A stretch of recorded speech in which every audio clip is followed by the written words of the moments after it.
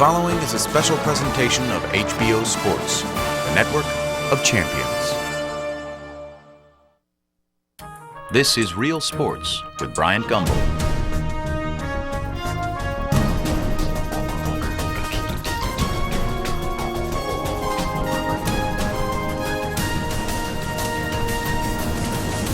Tonight on Real Sports.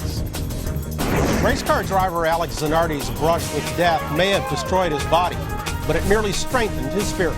When you are an optimistic guy, you always expect the best. You're not gonna say, oh, that's it, my life is over.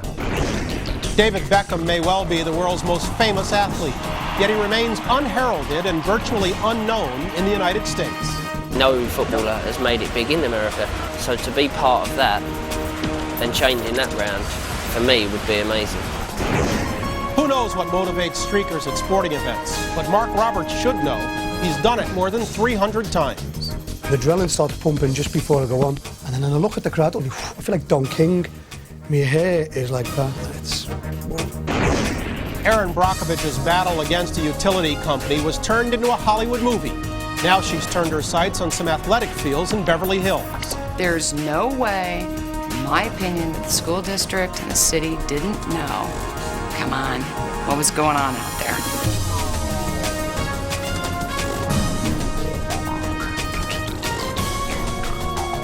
And now, from the HBO Real Sports studio in New York, your host, Bryant Gumbel.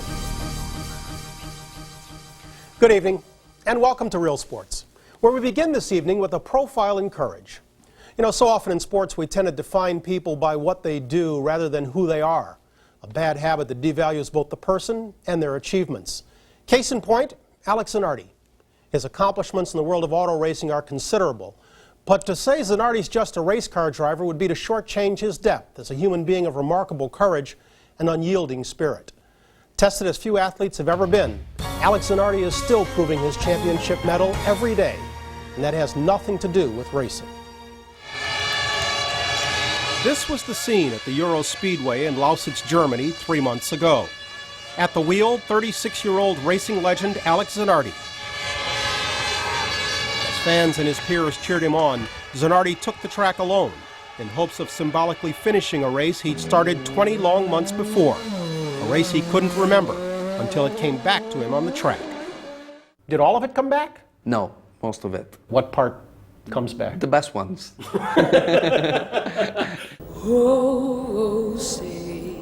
Zanardi's recollections brought him back to the days immediately following the attacks of 9/11.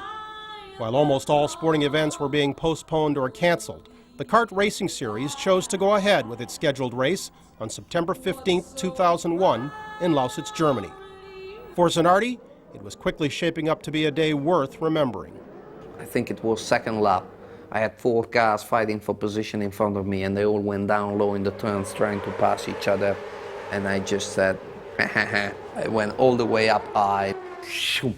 I went by, and I was laughing in my car. Once upon a time, Alex Zanardi had been kart's greatest driver and its most popular figure. A champion that fellow drivers like his friend Jimmy Vasser watched and admired. He was like a lion behind the wheel. Zanardi at the top of the hill and with a brilliant move. Unbelievable. He seemed to pull off passes at the end of the race that many guys wouldn't even try. After winning back-to-back kart championships, Zanardi bolted the circuit in 1999. But after 2 winless seasons, he returned in 2001 in search of past glories. Zanardi inside of Carpentier, Zanardi to second. That afternoon at Lausitz, his victory drought seemed destined to finally end. Did you think that day, I got it?